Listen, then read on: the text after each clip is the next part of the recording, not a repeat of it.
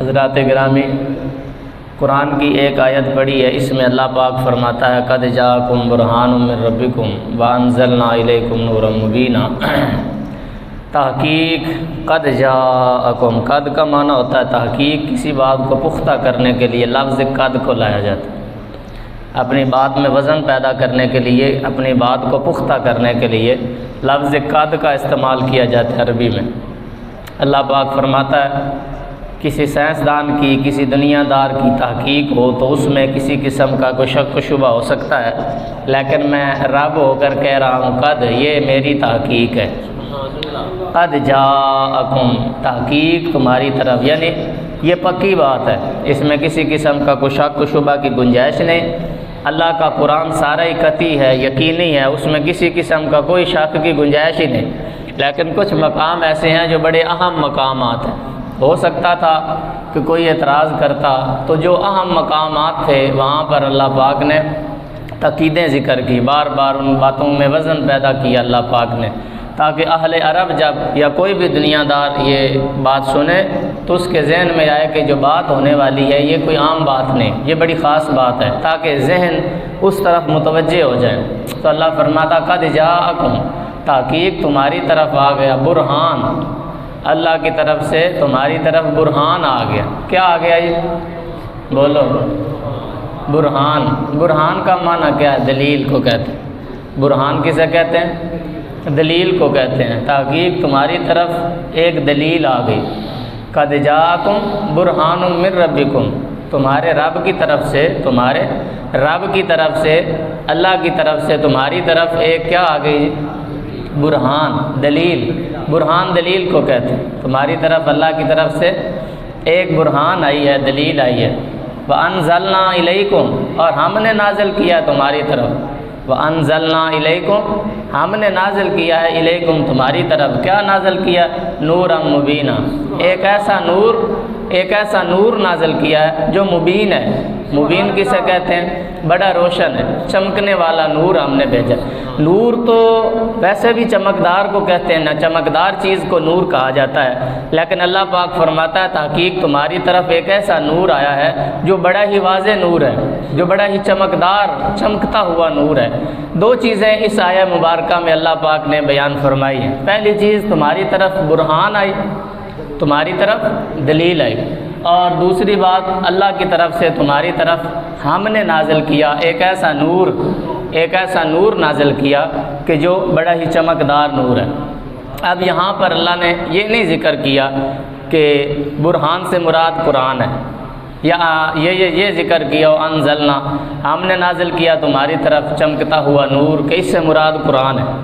اللہ نے نہیں نا قرآن میں بیان کیا، اللہ نے تو واضح فرما دیا کہ تحقیق تمہاری طرف اللہ کی طرف سے ایک دلیل آ گئی، اور کیا آ گیا جی؟ چمکتا ہوا نور اللہ کی طرف سے آ گیا۔ تو اس سے مراد کیا ہے؟ تو ہم ان صحابہ سے پوچھتے ہیں جنہوں نے حضور کی بارگاہ میں بیٹھ سے کر تربیت حاصل کی، اور رسول پاک سے پوچھا گیا کہ یہ کیا ہے، تو فرمایا گیا کہ چمکتے ہوئے نور سے مراد اللہ کا قرآن ہے۔ اللہ کا کیا ہے جی؟ قرآن ہے۔ روشن نور، چمکتا ہوا نور، اس سے مراد کیا ہے جی؟ اللہ کا یہ قرآن۔ آپ نے کبھی غور کیا ہے کہ یہ قرآن چمکتا ہے؟ آپ کو کبھی چمکتا ہوا نظر آیا ہے قرآن؟ تو اس نور سے کیا مراد ہے؟ تو اس نور سے مراد نور حسی ہے، نور ظاہری نہیں۔ یہ جو روشنی ہے، لائٹ ہے، یہ نور ظاہری ہے، یہ نظر آ رہا ہے، لیکن نور حسی جو ہوتا ہے، نور باطنی جو ہوتا ہے، وہ اس طرح نظر تو نہیں آتا، لیکن حقیقت میں وہ بھی ہوتا نور ہی ہے۔ تو اللہ نے قرآن میں اپنے ہی قرآن کو اللہ نے فرمایا چمکتا ہوا نور ہے۔ کیا فرمایا جی؟ چمکتا ہوا نور ہے۔ تو کوئی بندہ اعتراض کر سکتا ہے، اللہ نے قرآن کو قرآن میں نور کہا ہے، اور وہ بھی چمکتا ہوا نور کا ہے۔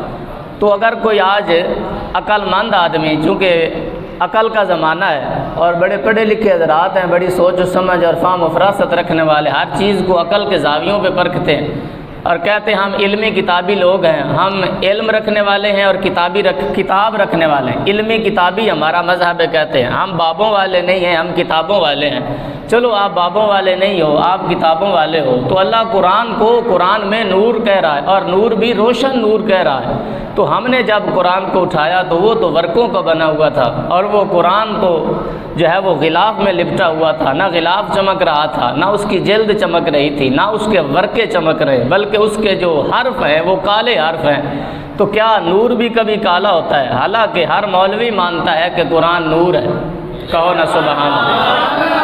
ہر بندہ مانتا ہے کہ قرآن نور ہے۔ اگر صرف ایک وقت کے لیے آپ ساری چیز نیوٹرل ہو کر آپ سوچیں تو جو اعتراض نبی علیہ السلام کی ذات پہ کیا جاتا ہے کہ وہ اللہ کا نور ہے، تو فوراً اعتراض ہوتا ہے وہ تو بشر ہیں، تو لہٰذا بشر نور نہیں ہو سکتا۔ تو میں اگر یہ کہوں اس مقام پر بالفرض کہ یہ قرآن نور نہیں ہے، اس لیے کہ یہ تو ورقوں کا اور غلاف کا، اور یہ تو ایک ورق اور حروف کا مجسمہ ہے، اس میں تو کوئی چمکنے والی چیز نظر نہیں آ رہی، تو مولوی صاحب یہاں خاموش ہو جائیں گے اور فوراً کہیں گے نہیں اس نور سے مراد اسلام ہے، اس نور سے مراد اسلام کی روشنی ہے، اس نور سے مراد وہ نور ہے جو دلوں میں اترتا ہے۔ تو ہم بھی کہتے ہیں جب رسول پاک کے نور کی بات آتی ہے تو اس سے مراد اس رسول پاک کا ہم ذکر کر رہے ہیں کہ جس رسول کا نام دنیا کے خطے میں اللہ پاک نے ورفعنا لک ذکرہ کی صورت میں ہے۔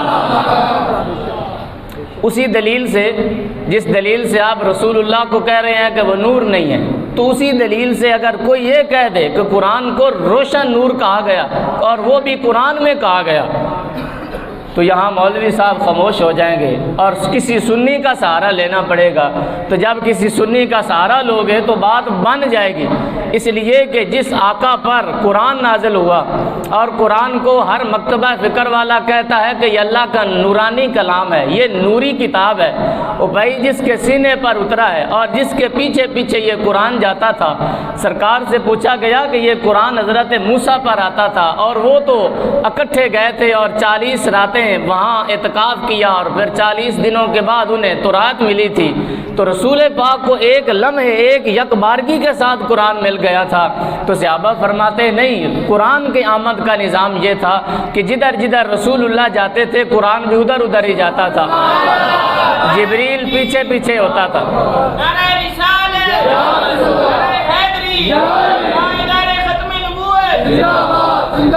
اگر رسول پاک مکہ میں گئے تو قرآن پیچھے پیچھے آیا، اور رسول پاک مدینہ میں آئے تو قرآن پیچھے پیچھے آیا۔ اگر رسول اللہ حجرہ عائشہ میں بیٹھے ہیں تو قرآن وہاں آ رہا ہے، جا کر لینا نہیں پڑا۔ وقت کا موسیٰ علیہ السلام اللہ کا کلیم ہو تو اسے کوہ طور پہ جانا پڑتا ہے، پھر 40 دن روزے رکھنے پڑتے ہیں، اور پھر جناب واپس جب آ رہے ہو تو پھر ان کو تورات ملتی ہے، اللہ کی کتاب ملتی ہے، لیکن یہاں نظام الگ ہے، اس لیے کہ وہاں کلیم اللہ تھا، یہاں حبیب اللہ ہے۔ وہاں کلیم اللہ تھا اور یہاں حبیب اللہ ہے۔ کلیم میں اور حبیب میں فرق یہ ہے، کلیم جائے 40 روز ویٹ کرنا پڑتا ہے، پھر 40 روز انتظار کے بعد اللہ پاک کتاب دیتا ہے، پھر اس کتاب کو سر پہ اٹھا کر ان تختیوں کو لانا پڑتا ہے اور پھر آ کر اسے یاد کرنا پڑتا ہے۔ لیکن یہاں نظام ہی الگ ہے، یہاں مقام ہی الگ ہے، یہاں شان ہی الگ ہے، یہاں بلندی رفعت مصطفیٰ ہی الگ ہے۔ جدھر جاتے ہیں قرآن ادھر آتا ہے۔ حتیٰ کہ ایک دن حضرت حجرہ عائشہ میں سرکار سو رہے ہیں اور حضرت عائشہ بھی ساتھ تشریف فرما ہے، اور ایک ہی چادر مبارکہ میں سیدہ عائشہ بھی ہیں اور رسول اللہ بھی ہیں۔ اس چادر میں بھی جبریل نے آ کر وحی نازل کی اور کہا آقا جدھر جدھر آپ جائیں گے انتظار نہیں کرنا پڑے گا کہ یا اللہ جبریل کو بھیج میری طرف وحی دے کر۔ فرمایا اگر آپ نماز پڑھ رہے ہو جبریل آپ کے پیچھے آئے گا، آپ سجدے میں ہو تو جبریل کو وہاں آنا پڑے گا۔ قرآن لینے کے لیے محبوبوں کو نہیں جانا پڑے گا، جدھر جدھر محبوب دو عالم جائیں گے اللہ کا قرآن بھی پیچھے پیچھے آتا ہے۔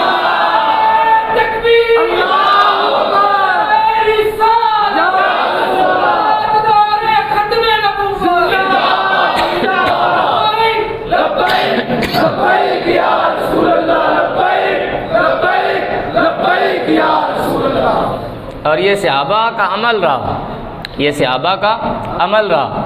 نہیں بشر ہیں، بشر ہیں، ہم کہتے ہیں بشر ہیں، بڑی شان والا بشر ہے۔ کیا ہے یہ؟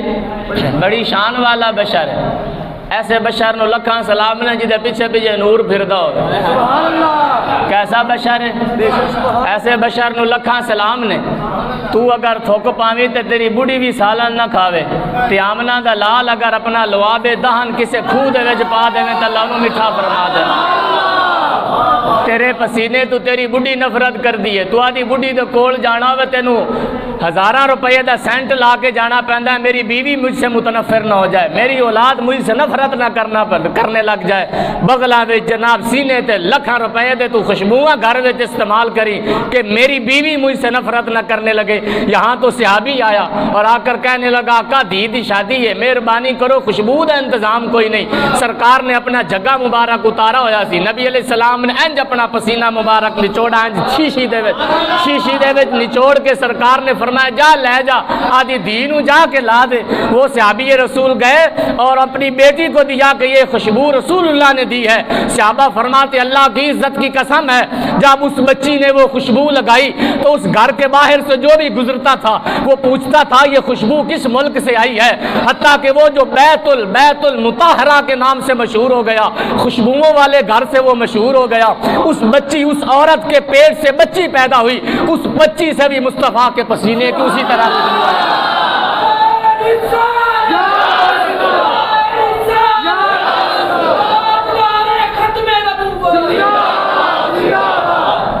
پیر جماعت علی شاہ صاحب فرماتے ہیں کہ میں ہر سال وہاں مدینہ میں دسترخوان لگایا کرتا تھا اور روزہ افطار کروایا کرتا تھا. وہاں ایک عورت آئی, اسے بڑی خوشبو اس نے لگائی ہوئی تھی. میں نے اس بوڑھی خاتون سے پوچھا اللہ کی بندی تو نے کہاں سے خوشبو منگوائی ہے؟ میں بھی پیر ہوں, میں بھی فقیر آدمی ہوں, میں نے بھی بڑی بڑی خوشبوئیں لگائی ہیں, تو بتا تو صحیح کہ یہ خوشبو کہاں سے آئی. پیر جماعت علی شاہ صاحب فرماتے ہیں وہ بوڑھی عورت سادہ پنڈ کے دیہات کے رہنے والی عورت تھی. کہنے لگی پترا میں تے آج تک جمیاں تے خوشبو لائی کوئی نہیں. کہنے لگی اماں جان پھر خوشبو کہاں سے آئی؟ علمی کتابی اور ہوں گے لیکن رسول اللہ کا عشق جس کے سینے میں ہو اور رسول اللہ کا پیار ہو. حضرات گرامی وہ جناب کو مان کے کتاب کو مانتا ہے, کتاب کو مان کے جناب کو نہیں مانتا. کہاں سے خوشبو لگائی اماں جان؟ اماں جان کہنے لگی پترا میں خوشبو کتھوں لانی ہے؟ ساڈے پورے خاندان میں جڑی بھی بچی جمدی ہے اندے وچوں ایہو جی خوشبو آندی ہے کوئی مثال ہی کوئی. سبحان اللہ سبحان اللہ. فرمایا وہ آپ نے حدیث نہیں پڑھی, ایک صحابی آیا تھا رسول اللہ نے انہیں پسینہ مبارک دیا تھا. فرمایا آج 13 صدیاں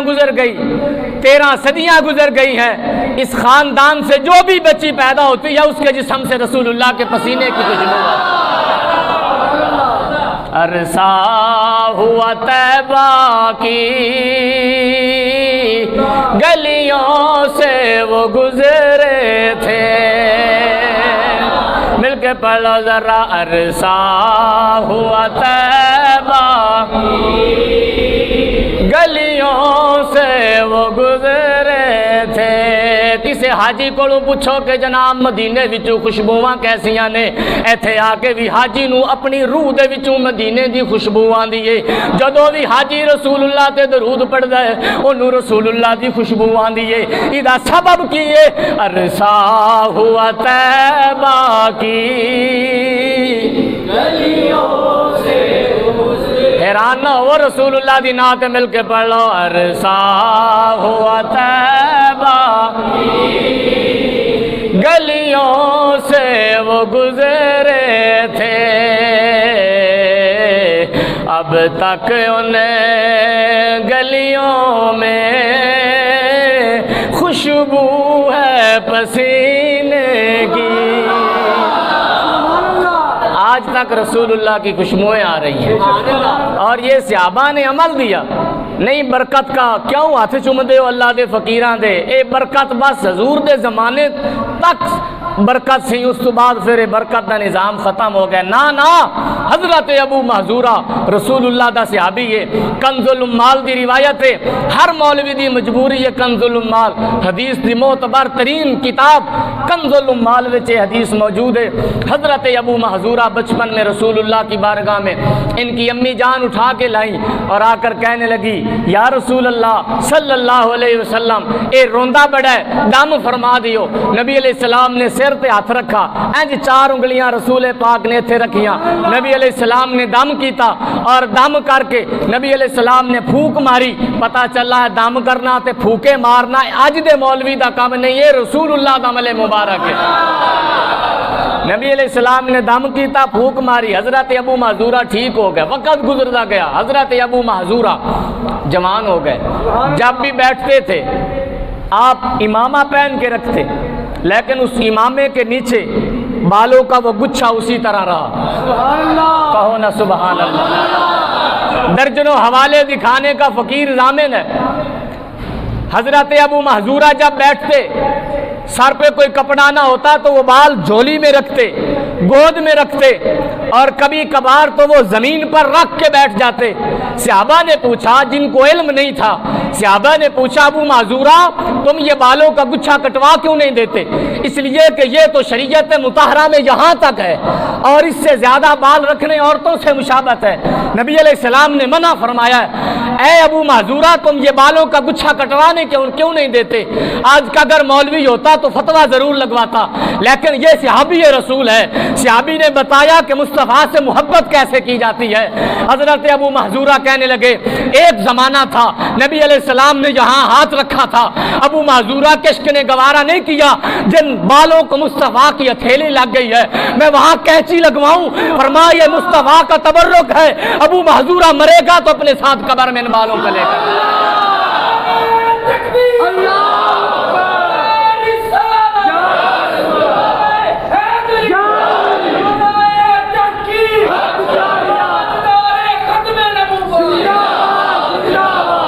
یہ تبرکات اور یہ نبی علیہ السلام کی برکتیں یہ نہیں ایک زمانے تک رہی، نہ صحابہ کے ہاں بال مبارک منہ مبارک صحابہ نے سنبھال کر رکھے، اور صحابی فوت ہون لگتے سن، صحابی کہندے سن رسول پاک دے وال مبارک منہ مبارک کوئی کہندا سی میری اکھاں تے رکھ دیں، کہو نا سبحان اللہ۔ کوئی صحابی کہندا سی میرے ہوٹھاں تے رسول اللہ دے ناخن مبارک رکھ دینا، کوئی کہندا سی رسول اللہ دی چادر دا ٹکڑا میری اکھاں تے پا دینا۔ اگر عمل کا معیار ہم بھی کہتے ہیں عمل کے ساتھ بندہ بخشا جائے گا، مگر وہ عمل رب پسند ہی نہیں کرتا جس عمل کے پیچھے رسول اللہ کی محبت نہ ہو۔ صحابہ سے بڑھ کر عمل کس کا ہے؟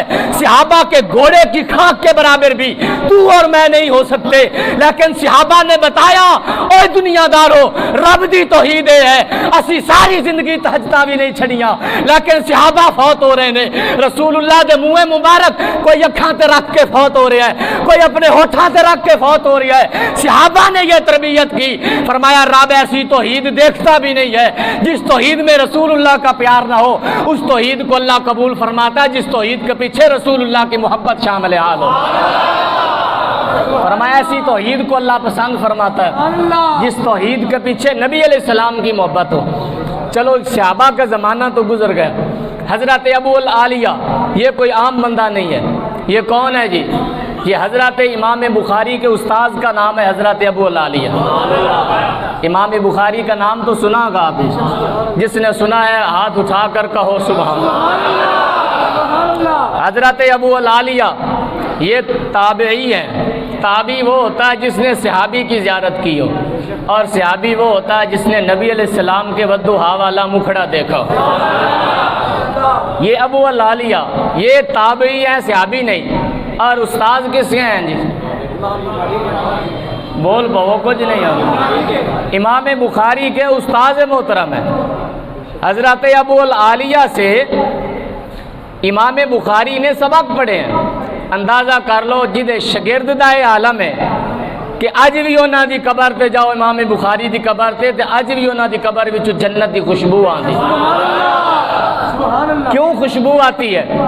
امام بخاری فرماتے ہیں میں جب بھی نبی علیہ السلام کی ایک حدیث بخاری میں لکھتا تھا، وضو ہوتا بھی تھا، میں اٹھتا، میں غسل کرتا، پھر سفید کپڑے پہنتا، پھر خوشبو لگاتا، پھر 2 قلم رکھے ہوئے تھے، ایک قلم سے حدیث لکھتے، اور جب نبی علیہ السلام کا نام آتا ایک قلم کو خوشبو لگا کر رکھا ہوا تھا، اس خوشبودار قلم سے اپنے سونے محبوب کا نام لکھا تھا۔ سبحان اللہ، سبحان اللہ۔ اج مولوی صاحب نو لوڑ ہی کوئی نہیں نبی علیہ السلام دے نام مسیتاں وچوں بھی مٹا دیو تے کتاباں دے شروع وچوں بھی مٹا دیو یا حیو یا قیوم لکھ دیو ساڈے سینے تے الحمدللہ سانو محبت ہے یا حیو یا قیوم نال مگر اس امت نو اس پاسے نہ ٹورو کہ ایسا دین نہ دیو جس دین وچ نبی علیہ السلام دا پیار نہ ہوئے رب نو دین چاہیدا ہی نہیں رب فرماندا ہے لا ترفعوا اصواتکم میں تواڈی حجاں تواڈے منہ تے مار دیاں گا میرے سونے دے روزے تے آنا آدھا سا بھی اچا نہ لینا میں تواڈی عبادتاں ضائع کر دیاں گا عبادتاں ہوندیاں ہی قبول کراں گا جڑے میرے سونے نال محبت تے ادب نال پیش آندے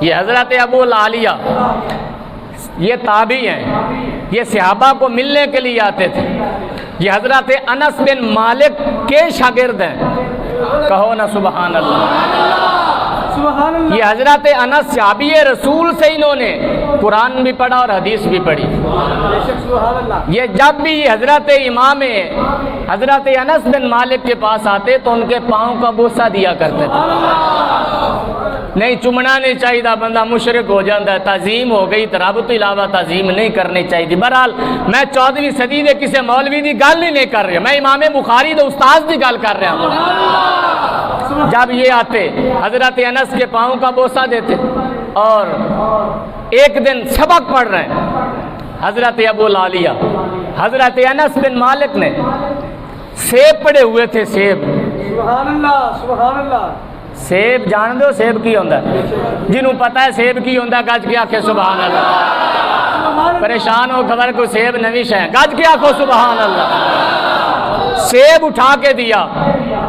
فرمایا یہ کھا لو ظاہر شگرد سن تو استاد سن اور طریقہ کار ہے کہ استاد شگرد نو کچھ نہ کچھ دیندہ رہندا حضرت انس نے اور لنگر شریف اٹھا کے دیتا حضرت ابو العالیہ نو امام بخاری دے استاد نو فرمایا یہ کھا لیں حضرت ابو العالیہ نے پکڑا چاہیے سی جیب وچ پاندے یا کھیسے وچ پا کے سائڈ تے رکھ کے جدوں جاندے تے راہ وچ کھا لیندے اسی ہوندے یا اج دا کوئی مولوی ہوندا تے ایویں کردا اس واسطے کہ چمن چٹن دا تے ہن نظام ہی گیا نا کہ کسی ولی دے ہاتھ بھی نہ چمو کسی عالم دے ہاتھ بھی نہ چمو تعظیم ہو گئی ہاتھ چمنا تھوڑے جے تھلے ہو گئے تو تسی تے کافر ہو گئے مشرک ہو گئے چمو بھی نہ کرو ہی نہ چمن دی واری آوے تے خبر مولوی اور کی کوئی چم جان لیکن مصطفیٰ کے ولیوں کی بات آئے تم فتوے لگاؤ غوث کی چوکھٹ کو نہ چومو یاد رکھو اللہ کا فقیر جب اس کی چوکھٹ کا بوسہ دیا جاتا ہے رب بھی راضی ہوتا ہے رب کا حبیب بھی راضی ہوتا ہے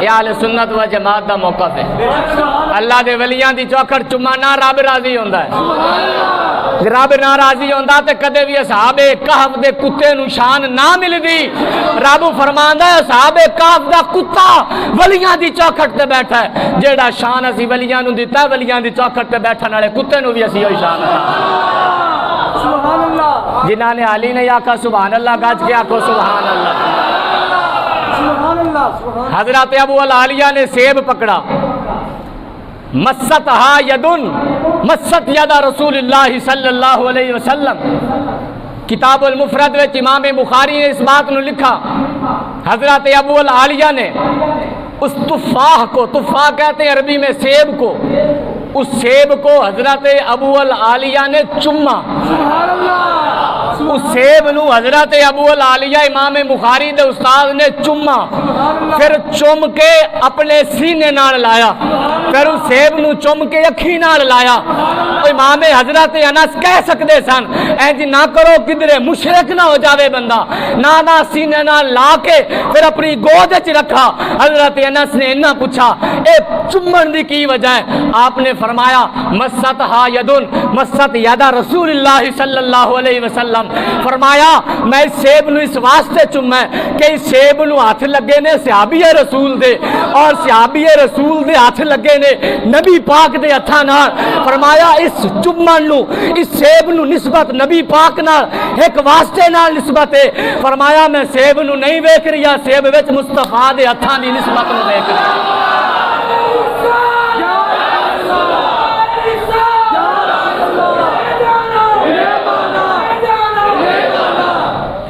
فرمایا میں سیب نو نہیں چوما، میں تے تصور وچ نبی پاک دے ہتھاں دا بوسا لیا ہے، اس واسطے کہ سیب نو ہاتھ لگے جناب انس دے اور جناب انس دے ہاتھ لگے نے نبی پاک نال، اور فرمایا ابو العالیہ دا نظریہ ہے نبی پاک دیاں برکتاں ختم نہیں ہوندیاں، جنوں بھی عطا ہو گئی نے قیامت تک اللہ پاک دے حبیب نے نسلاں نو بھی تار چلا۔ فرمایا اے برکت ہی ایسی کہ جس کو مل گیا پھر وہ خاندان کیا پوری نسل اللہ پاک نے آباد اور شاد فرمایا۔ اور یہی حضرت انس بن مالک ہے، شیخ عبداللہ محدث دہلوی فرماتے ہیں حضرت انس بن مالک کو ملنے کے لیے ایک تابعی آیا کرتے تھے جن کا نام حضرت ثابت بنانی تھا، جن کا نام حضرت ثابت تھا، ثابت بنانی آپ کا نام مبارک تھا۔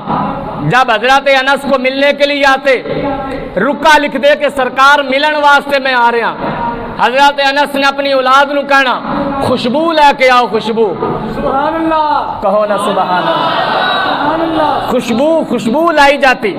حضرت انس فرماتے میرے ہاتھوں کو لگا دو، اس لیے کہ ثابت آ رہا ہے، ثابت نے میرے ہاتھ چومن تو بغیر بہنا کوئی نہیں، میرے ہاتھوں نو خوشبو لاؤ تاکہ وہ ہاتھ چومے جن ہاتھوں نو مصطفیٰ دے ہاتھ لگے۔ حضرت ثابت بنانی ہاتھ مبارک چوما کرتے اور پھر بیٹھا کرتے، یہ ہاتھ چومنے والا صحابی کے ہاتھ چومنے والا ثابت بنانی کا جب انتقال ہوا،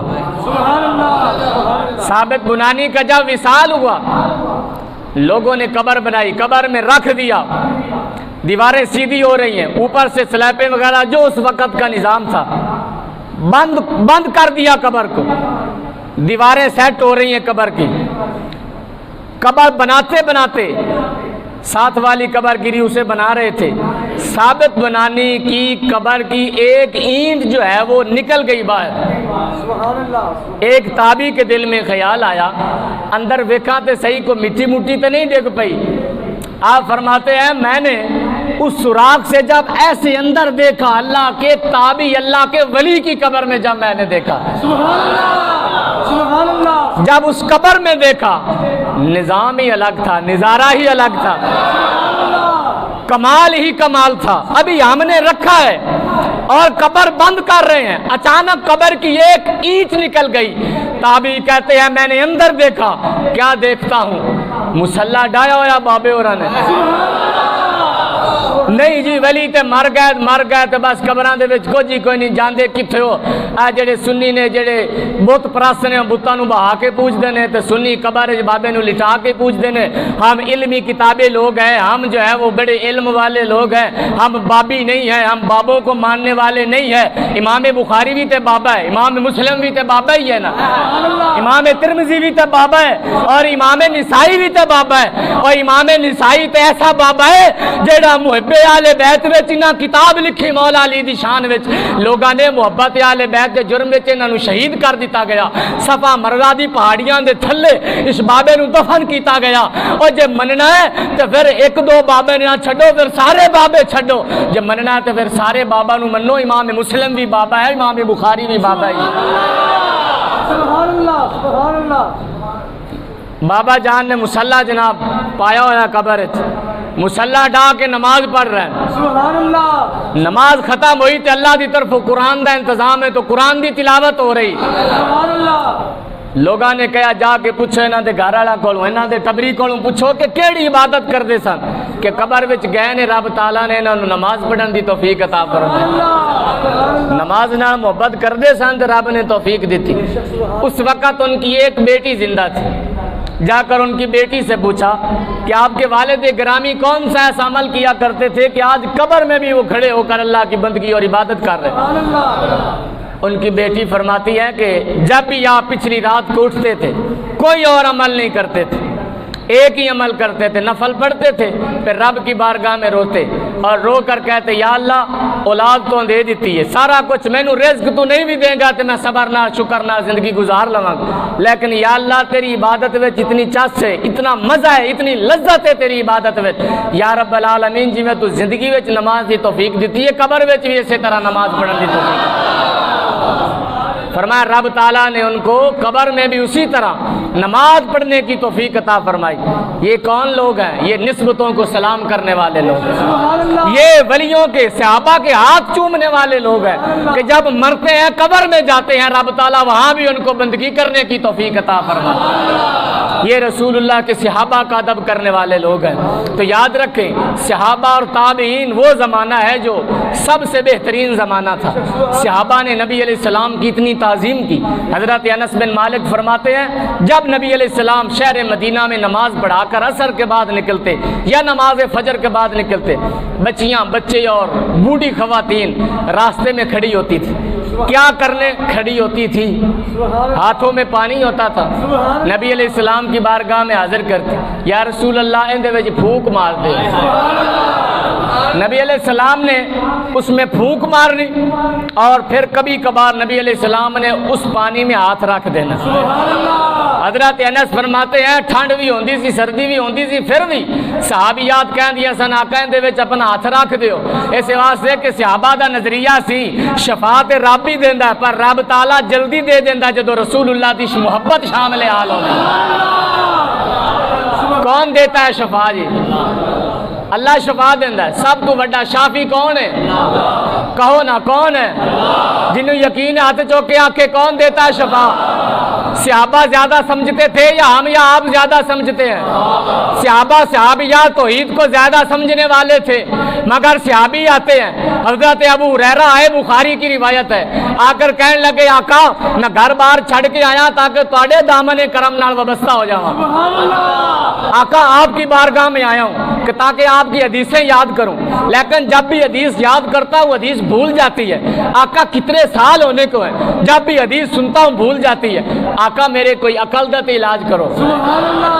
آقا میرا ذہن نہیں وسیع ہو رہا، میں جو بھی یاد کرنا مجھے بھول جاتا ہے۔ آقا کرم فرمائے، نبی علیہ السلام کو چاہیے تھا اللہ کی توحید سمجھاتے جیسے آج کا ملا سمجھاتا ہے۔ جا چلا جا رب دے کعبے وچ، اوتھے جا کے آب زمزم پی، پھر کعبے جا جناب پتھر پکڑ، پھر رو رب کو دماغ منگ، رب کو ذہن منگ تاکہ اللہ کرم فرماوے، رب تعالیٰ تیرا دماغ تیز کرے۔ نہ نبی پاک نے نہیں کیتا۔ امام بخاری فرماتے ہیں صحابی رسول کہنے لگا آقا مینوں دماغ دے دیو، مینوں عقل دے دیو، میں جیڑی بھی حدیث یاد کرنا بھول جاندی ہے۔ نبی پاک نے ارشاد فرمایا اچھا چادر ہے ہی؟ کہنے لگا آقا ہے موڑے تے چادر۔ فرمایا تھلے چادر بچھا، تینوں دماغ دئیے، تینوں عقل دے دیے، تینوں ذہن دے دیے۔ کہو نا سبحان اللہ۔ جیڑی ایک وجہ تو بعد سبحان اللہ آکھی دی اون جاکھو ذرا گاج کے سبحان اللہ۔ فرمایا اپنی چادر کو بچھاؤ۔ امام بخاری نے اس حدیث کو لکھا ہے، آپ نے اپنی چادر کو زمین پر بچھایا۔ صحابہ فرماتے ہیں ایسے نبی پاک نے ہوا میں اپنے ہاتھوں کو بلند کیا، ایسے کسی چیز کو پکڑا چادر میں ڈالا، پھر پکڑا پھر چادر میں ڈالا، پھر پکڑا پھر چادر میں ڈالا۔ کسی ولی دی کرامت ہوندی تے اج مولوی آکھدا آ ویکھ لو نوی کہانی شروع ہون لگی ہے۔ نہ کہانی نہیں، لکھن والا امام بخاری ہے اور نبی پاک دا حضرت ابو ہریرہ تو روایت ہے۔ فرماتے ایسے ہوا سے کسی چیز کو پکڑا، میری چادر میں ڈالا، پھر فرمایا اکٹھا کر لے۔ صحابی نے چادر نو اکٹھا کیتا۔ صحابہ فرماندے نے سانو نہیں نظر آیا کہ کی پکڑا ہے تے کی پایا ہے، ایسے پکڑ کر فرمایا اپنے سینے سے لگا لو۔ صحابی نے اس چادر کو دماغ تے نہیں رکھا، انج سینے نال لایا، پھر نبی پاک نے دعا کی تھی۔ حضرت ابو ہریرہ فرماندے نے اللہ دی عزت دی قسم ہے بس پھر او دن گیا ہے اج بھی کسی بھی کتاب وچ پڑھ کے دیکھ لو، سب تو زیادہ جنوں دی حدیثاں یاد سن حضرت ابو ہریرہ رضی اللہ تعالی عنہ۔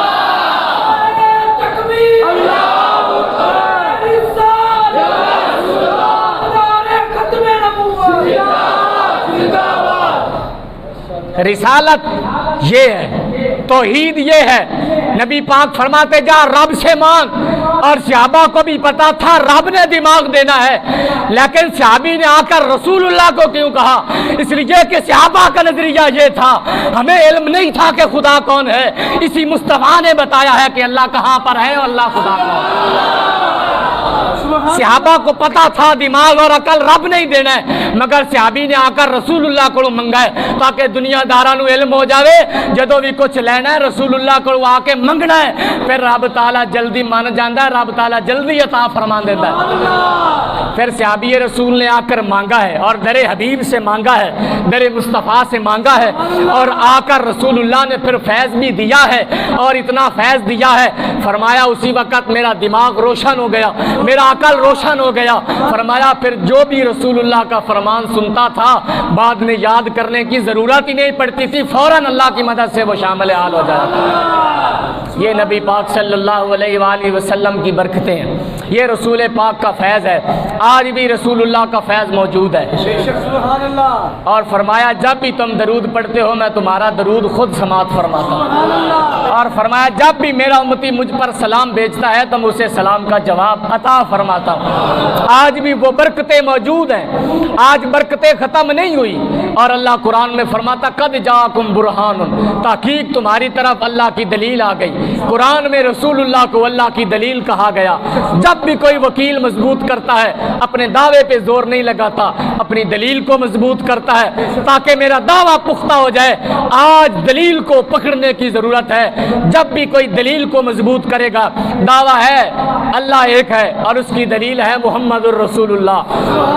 آپ محمد الرسول اللہ سے محبت کریں، دلیل سے پیار کریں۔ رب نے فرمایا یہ میری دلیل ہے، جب بھی کوئی مکان بناتا ہے اور کوئی مکان کی تعریف کرتا ہے تو وہ مکان کی تعریف نہیں ہے، بنانے والے کی تعریف ہے۔ تو یہ بن کر رسول اللہ آئے ہیں اور بنانے والا خدا ہے۔ جتنی بھی مصطفیٰ کی شانیں بیان کرو گے شانیں دینے والا خدا ہے۔ حقیقت میں یہ مصطفیٰ کی شان نہیں ہے بلکہ اللہ کی توحید کو بیان کرنا ہے، رسول اللہ کی شان ہے۔ اسی لیے نبی پاک کی جتنی بھی تعریف کی جائے کم ہے، رسول پاک کی جتنی بھی برکتیں بیان کی جائیں وہ کم ہیں، اور جتنا بھی درود پڑھا جائے وہ کم ہے۔ مشکلیں حل ہوتی ہیں، جن پر درود پڑھنے سے بندے کی مشکلیں حل ہوتی ہیں وہ خود کتنا مشکل کشا ہوگا۔ اللہ پاک کی بارگاہ میں دعا ہے اللہ پاک ہمیں حضور کی غلامی نصیب فرمائے۔